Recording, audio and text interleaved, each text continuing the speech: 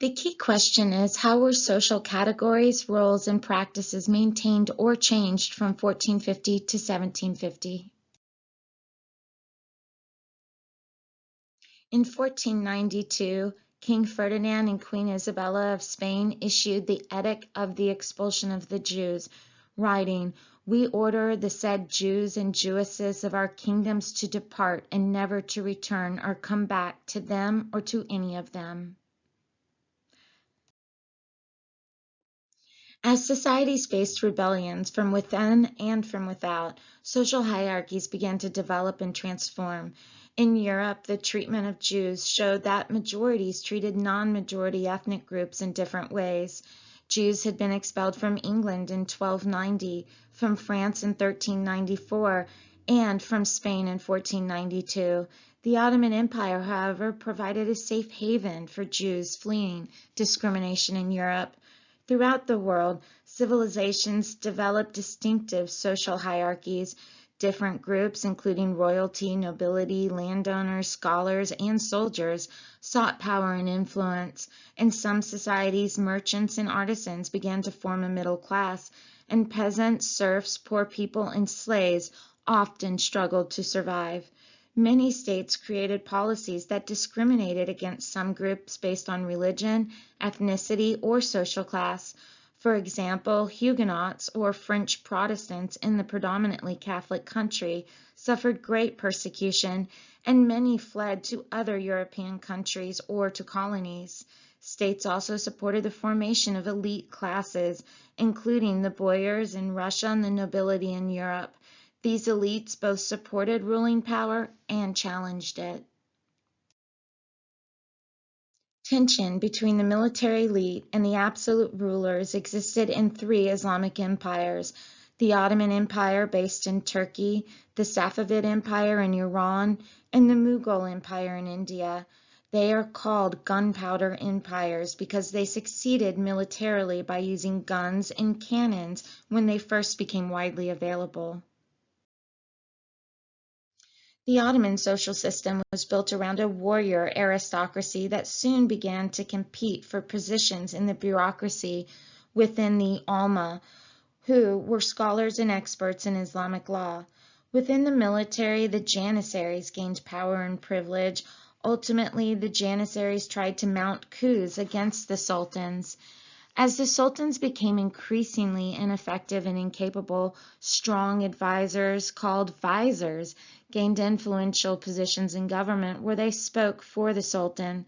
However, the sultan still had considerable powers. These included the timar, a system in which the sultan granted land or tax revenues to those he favored. The sultan also used the timar to reward soldiers and keep them loyal. One reason for the success of the Ottoman Empire was its relative tolerance toward Jews and Christians. After the Spanish monarch exiled Jews from his kingdom in 1492, Sultan Mehmed II invited them to settle in Istanbul. Many did. Some Jews became court physicians and diplomats. Others contributed to the literary community and might have brought the printing press to the Ottoman Empire. While they were allowed to worship, they did not have full equality. They were permitted to live only in specified areas of the cities. They paid a tax that was required of all non-Muslims in the empire, and they could not hold top positions in the empire, which were reserved for Muslims. The Mughal Empire in what is now India began in 1526. Probably its greatest emperor was Akbar the Great, remembered for his military successes and his administrative achievements. To help keep his huge empire together, Akbar, like Ottoman rulers, was tolerant of all religions. He ended the tax on non-Muslims. He gave grants of land and money to Hindus and Muslims, providing funds to build a Catholic church, and supported Sikhism. Women also played social and political roles at court. Many wives and concubines of the Sultan tried to promote their own children as likely heirs to the throne. This practice led to harem politics, a reference to the harem, a residence where a powerful man's wives and concubines lived together. One woman, Roxolana, became unusually powerful in the Ottoman Empire. When she was a young girl, Crimean raiders stole Roxolana from her home in Eastern Europe and sold her into slavery in the Ottoman Empire. She was forced to convert to Islam and entered the harem of Suleiman the Magnificent, Sultan of the empire. Suleiman was notable for his military and administrative skill. Suleiman married Roxolana, which was highly unusual. She went from being a slave to commissioning ambitious public works projects. Roxolana's son succeeded Suleiman. During the son's reign, viziers complained about a sultanate of women. They believed members of the harem had too much influence on politics. Roxolana's rise showed that it was possible, though rare, for people at this time to attain a different social class. Merchants and artisans formed a small middle class in the empire. Below the middle class were peasants, who were unusually poor, particularly because they had to pay tribute to the government to help support the Ottoman armies. Below the peasants were slaves. They came from many areas of the Ottoman armies, penetrated Central and Eastern Europe, capturing prisoners of war in the Ukraine and elsewhere. Barbary pirates, those who plied the seas near North Africa along the Barbary coast, named for the Berbers who lived there, captured other European slaves in the Mediterranean, then sold them to the Sultan or other high-ranking officials. Some people were impressed or forced into service in the Navy as galley slaves. As many as 1 million people were impressed between 16th and 19th centuries. Based on this chart, who do you think had the real power?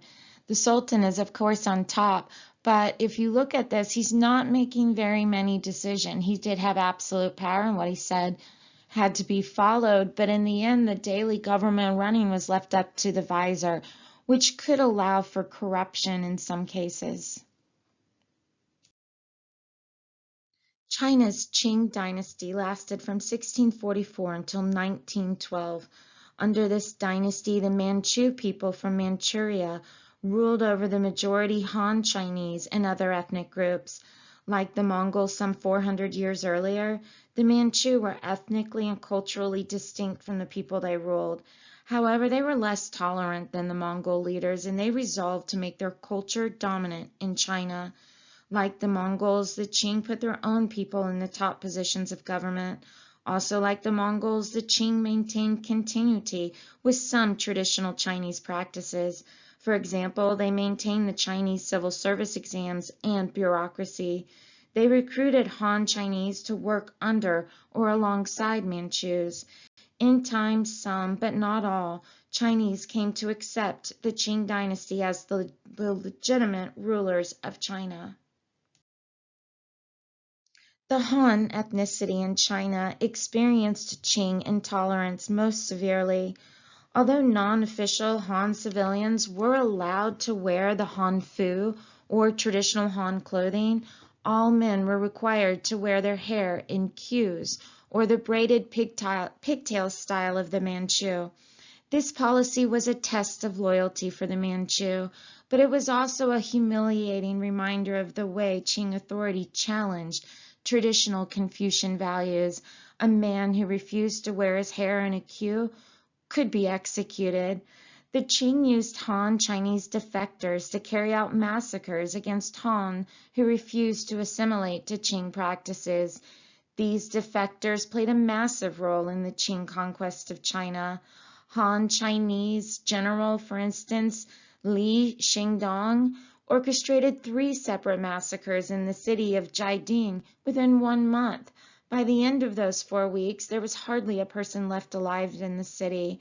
Later, Han Chinese defector Liu Lengzhao massacred the entire population of Jiangyin, killing between 74,000 and 100,000 people. Like states in South and East Asia, European states also had a social hierarchy. In Europe, the top level was royalty, members of the royal family. The aristocracy or nobility was the next highest level. Nobles were usually wealthy landowners. Nearly every state in Europe had laws that recognized a class of nobles and granted them special privileges. The nobility made up a small minority of the population but owned most of the land. They maintained their power through a system in which lands and titles passed down from one generation to the next through a system of inheritance. In the Netherlands and England, the nobility held power and took an active part in the government. Dutch landowners provided this stable support for local provincial government. In England, large landowners controlled parliament. However, the landowners had to contend with radical religious sects and the middle class, which were two growing segments of the social order. Nobles struggled for power with royalty, the emerging middle class of merchants, and skilled workers, the priestly class, and the common people. A failed uprising in France in the mid-1600s convinced Louis XIV that he must keep power from the common people and the nobility. The nobility also faced criticism from writers and thinkers of the time. The English statesman Thomas More wrote this about the nobility: living in idleness and luxury without doing society any good no longer satisfies them. They have to do positive evil. Gunpowder, cannons, and other technological advances allowed rulers to destroy nobles' fortresses and seize their lands. Many rulers believed they deserved absolute power. Louis XIV is famous for saying, "I am the state." However, Frederick of Prussia saw things differently. He declared, "I am the first servant of the state." Jews began to have a larger role in many countries starting in the 17th century. Their expulsion from Spain by Ferdinand and Isabella was particularly significant because so many Jews lived there. Many resettled in areas around the Mediterranean Sea, in northern Africa or the Middle East. Since the Hebrew word for Spain was Sepharad, Jews who traced their heritage back to Spain became known as the Sephardic Jews. In contrast, Jews from Central and Eastern Europe became known as the Ashkenazi Jews.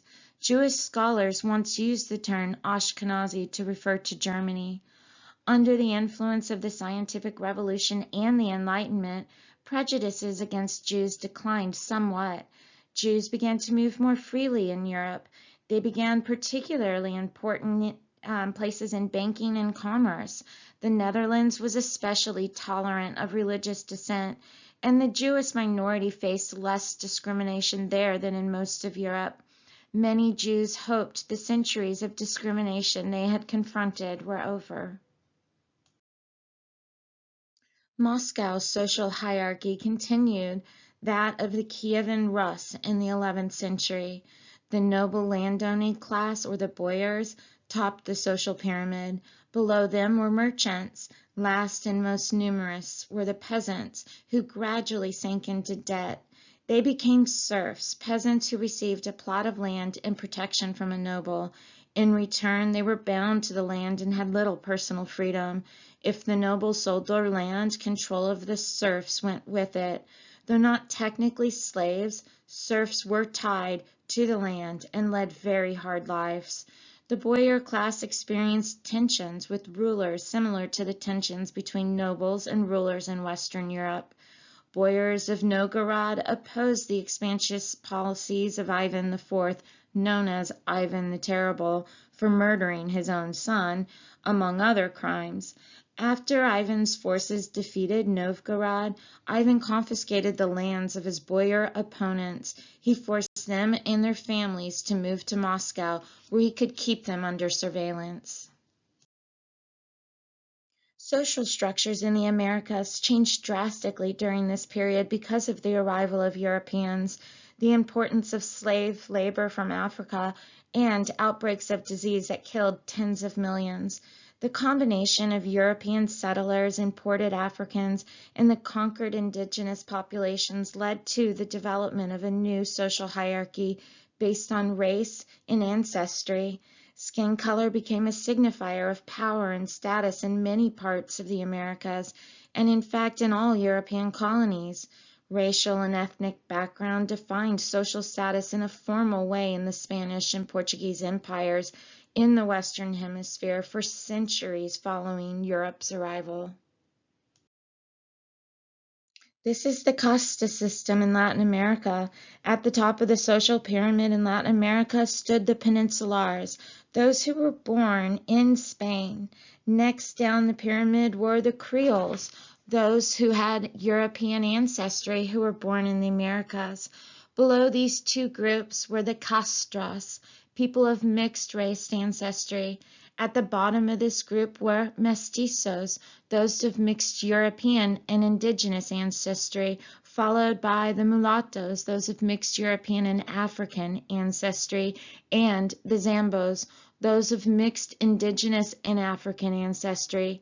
Indigenous peoples and enslaved Africans made up the bottom of the hierarchy. People were assigned to their levels at baptism and could not move up except by intermarriage. People in the bottom layers of the hierarchy had to pay higher taxes and tributes, even though they could often least afford them.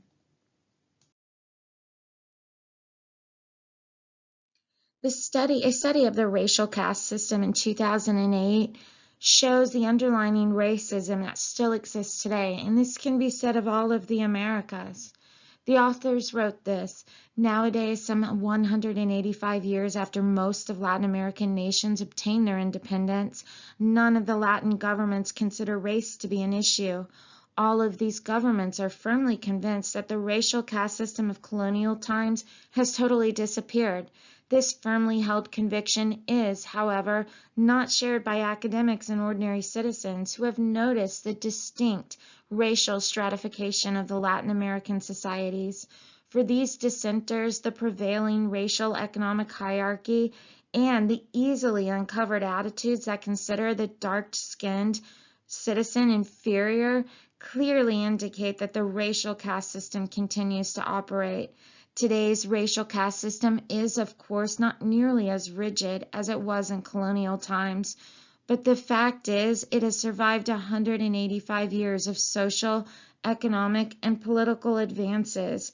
This implies that this system is deeply embedded in Latin societies, hence it must have relevant social, economic, and political effects.